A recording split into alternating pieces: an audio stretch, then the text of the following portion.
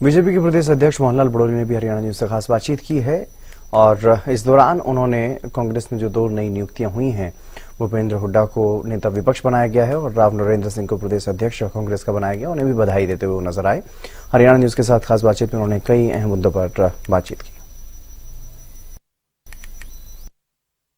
हमारे साथ बातचीत करने के लिए भारतीय जनता पार्टी के प्रदेश अध्यक्ष मोहनलाल कौशिक जी मौजूद है। सर, हरियाणा न्यूज में आपका स्वागत है। कांग्रेस को लेकर लगातार जिस प्रकार से भारतीय जनता पार्टी के द्वारा कहा जाता था कि अब तक 1 साल हो चुके हैं, सीएलपी अभी तक नहीं चुना गया है, वहीं प्रदेश अध्यक्ष का भी चयन करना है वो भी नहीं कर पा रहे वो लोग। दोनों ही पदों पर अब नियुक्ति हो चुकी है। राव नरेंद्र सिंह को कमान दे दिया गया है, वहीं सीएलपी के तौर पर भूपेंद्र सिंह हुड्डा को वापस से रिपीट किया गया है। ये मैं आपके चैनल के माध्यम से चौधरी भूपेंद्र सिंह हुड्डा जी को सीएलपी के लीडर की जो नई जिम्मेवारी मिली है उनको बहुत बहुत बधाई और शुभकामना देता हूं। और इसी प्रकार से कांग्रेस पार्टी के प्रदेश अध्यक्ष के रूप में राव नरेंद्र जी को भी बहुत बहुत बधाई और शुभकामना देता हूं। और कांग्रेस पार्टी ने बड़े देरी के बाद सीएलपी लीडर का चयन किया है। वो कांग्रेस पार्टी की अपनी राजनीति थी, उनकी क्या सोच थी, क्या वो बदलाव करना चाहते थे, वो बदलाव करना चाहते थे तो बदलाव कर नहीं पाए, ये कांग्रेस की राजनीति है। और उदय भान जी प्रदेश अध्यक्ष थे, अच्छे से काम कर रहे थे, अच्छे से उन्होंने टीम भी बनाई थी। अब उन्होंने उसको क्यों बदला है वो तो कांग्रेस के लोग जाने, लेकिन आज उन दोनों नेताओं को, चौधरी भूपेंद्र सिंह हुड्डा जी को भी, राव नरेंद्र जी को मैं भारतीय जनता पार्टी की तरफ से बहुत बहुत बधाई और शुभकामना देता हूं। राव नरेंद्र सिंह की अगर बात करते हैं तो दक्षिण हरियाणा मजबूत माने जाते हैं, वहीं ओबीसी की अगर बात की जाए तो कहीं ना कहीं दक्षिण हरियाणा के जो वोट बैंक है भारतीय जनता पार्टी के, उस पर क्या आपको लगता है एक अच्छा खासा प्रभाव नकारात्मक तौर पे बीजेपी पर पड़ता हुआ नजर आ सकता है? और साथ ही क्या ओबीसी वोट बैंक भी चटक सकती है? भारतीय जनता पार्टी का वोटर ना इनेलो में जाने वाला है ना कांग्रेस में जाने वाला है। भारतीय जनता पार्टी का वोटर भारतीय जनता पार्टी के साथ है, देश के लोकप्रिय प्रधानमंत्री नरेंद्र मोदी जी के साथ है। और भारतीय जनता पार्टी का जो वोटर है वो विचार से जुड़ा हुआ वोटर है, वो कोई जातिवाद से नहीं है, वो क्षेत्रवाद से नहीं है, परिवारवाद से नहीं है, वो विचार पर आधारित जो भारतीय जनता पार्टी है उसके सिद्धांतों को मानने वाले जो वोटर हैं वो भारतीय जनता पार्टी से जुड़े हैं। और वो उनके इस प्रकार की चालाकियों से या इस प्रकार के परिवर्तनों से वो किसी भी बात में आने वाले नहीं है। आज हरियाणा का वोटर बड़ा जागरूक वोटर हो चुका है, आज देश का वोटर बहुत जागरूक हो चुका है। देश का वोटर देश के विकास को देखता है, देश में जो परिवर्तन हुआ है, जो सत्ता किस प्रकार से काम करती है, ये जो नया मॉडल देश के प्रधानमंत्री नरेंद्र मोदी जी ने दिया है, आज उसी से प्रभावित होकर देश की जनता भारतीय जनता पार्टी के पक्ष में आई है।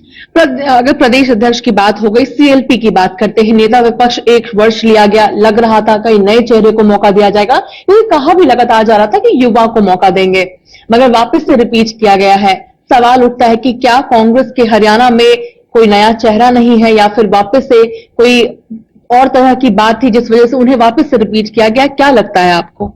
हर पार्टी अच्छे से करना चाहती है और कांग्रेस पार्टी ने भी अच्छा समझ के किया है, और जो अच्छा समझ के किया है उसी के लिए मैंने उनको बधाई दी है। युवा को मौका नहीं देना कहीं ना कहीं कांग्रेस के लिए ये एक खामियाजा के तौर पे भी हो सकता है।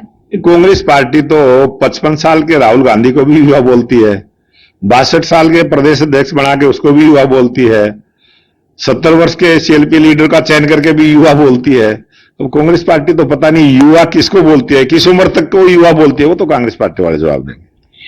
कांग्रेस के द्वारा एक और सवाल किया जा रहा है कि अब उनके प्रदेश अध्यक्ष का तो चुनाव हो गया है, भारतीय जनता पार्टी का इंतजार कब तक जारी रहेगा? भारतीय जनता पार्टी का प्रदेश अध्यक्ष भी है, राष्ट्रीय अध्यक्ष भी है, उसमें तो कोई नई बात है ही नहीं। वो तो है, नई नियुक्ति होनी है, कब होगी आखिर? वो दिन कब आएगा? जब वो समय आएगा तो नई नियुक्ति हो जाएगी। समय पर सारी चीजें होती है। एक आखिरी सवाल, गृह मंत्री अमित शाह हरियाणा दौरे पर रहने वाले हैं। रोहतक की खास तौर पर अगर बात करते हैं, आईएनएलडी ने जिस प्रकार से वहां पे एक बड़ा प्रोग्राम किया था, वहीं अब गृह मंत्री अमित शाह का रोहतक दौरा किस प्रकार से एक उसका असर रहने वाला है? क्योंकि रोहतक की खास तौर पर बात करते हैं तो भूपेंद्र सिंह हुड्डा सीएलपी है, गढ़ माना जाता है, तो क्या भारतीय जनता पार्टी साधने की कोशिश रोहतक को कर रही है, वहां की जनता को कर रही है? ये एक सरकारी प्रोग्राम है। देश के गृह मंत्री अमित शाह जी, सहकारिता मंत्री, पहला प्रोग्राम रोहतक में रहेगा, सहकारिता विभाग का रहेगा, और उसमें सहकारिता विभाग ने किस प्रकार से काम किया है और उसके बारे में पूरी विस्तार से चर्चा होगी।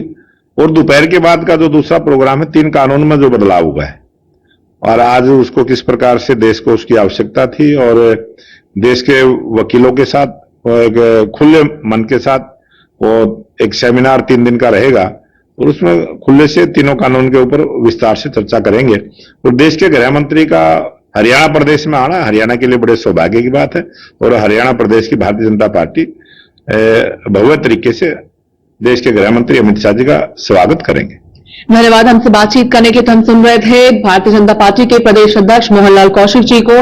गृह मंत्री अमित शाह के हरियाणा दौरे से लेकर कांग्रेस का जो नियुक्ति हुई है तमाम मुद्दों को लेकर हरियाणा न्यूज से खास बातचीत कर रहे थे। दिल्ली से कैमरा पर्सन मनीष के साथ